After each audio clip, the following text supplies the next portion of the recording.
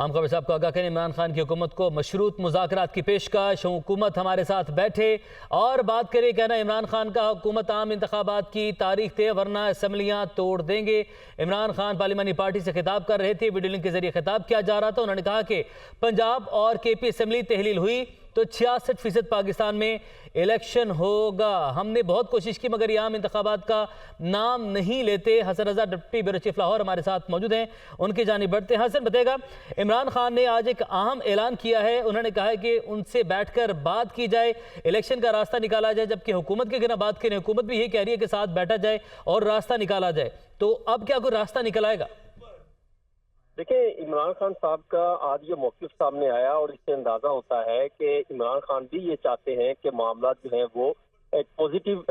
راستے کی طرف گامزن ہو، اور پی ڈی ایم کا بھی یہ موقف رہا کہ جس تمام سیاسی جماعتیں یا گفتگو نہ کرنے کی بات پر غیر جمہوری اور غیر سیاسی جو ہے وہ رویہ نہ اپنائے۔ اور پی ڈی ایم کے اگر دیکھیں، رانا ثناء اللہ کی طرف سے پہلے ہی چند روز قبل ان کی طرف سے یہ بیان سامنے آیا تھا کہ اگر ملاقات ہو، مذاکرات کا راستہ کھلے تو کچھ 2 دن ہم جو ہے پیچھے آ سکتے ہیں اور 2 دن وہ بھی پیچھے آئے، اور پھر اس سے کہیں نہ کہیں جو ہے وہ تاریخ فائنل ہو سکتی ہے۔ آج اگر عمران خان نے اپنے رویے میں یہ تبدیلی کی ہے اور مذاکرات کی بات کی ہے تو یہ ایک اچھا اقدام ہوگا، کیونکہ پی ڈی ایم قیادت بھی بات کرنے کے لیے کسی نہ کسی طریقے سے آمادہ ہے۔ اور اس کے پس منظر اگر دیکھا جائے تو جس طرح آصف علی زرداری صاحب کی جو ہے سرگرمیاں تیز ہوئی، پی ڈی ایم کی معاملات تیز ہوئے، اور پنجاب میں خیبر پختونخوا میں جو عمران خان کی جماعت کے جو ناراض کارکنان تھے ان سے رابطے کیے گئے پی ڈی ایم کی طرف سے، اور وہ تمام رپورٹس جو ہے عمران خان تک پہنچی، جس کے بعد عمران خان نے یہ مناسب سمجھا کہ معاملہ جو ہے افہام و تفہیم کے ساتھ ہی آگے لے کے چلنا چاہیے۔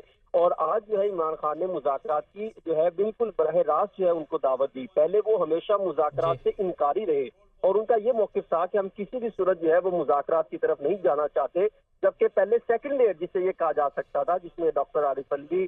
پرویز خٹک، اسد کیسر اور دیگر افراد جو ہے وہ مذاکرات کے کہیں نہ کہیں دروازے کھلے رہے۔ مذاکرات حسن، کل نولی کا اجلاس ہوا، آپ نے بھی اس کے حوالے سے اپڈیٹ کیا کہ انہوں نے کہا کہ کوئی مشروط مذاکرات نہیں کیے جائیں گے عمران خان کے ساتھ، پی ٹی آئی کے ساتھ خصوصاً۔ تو اگر ہم بات کریں نون لیگ کے حوالے سے خصوصاً، کیا وہاں پر اسٹریٹجی ہے، کیا وہ چاہ رہے ہیں؟ جیسا کہ مریم اورنگزیب کا ٹویٹ ابھی عدیل وڈائچ نے بھی اس کا ذکر کیا، تو کیا واقعی بالکل کلیئر سٹانس ہے کہ مذاکرات نہیں کیے جائیں گے، بات چیت نہیں کی جائے گی؟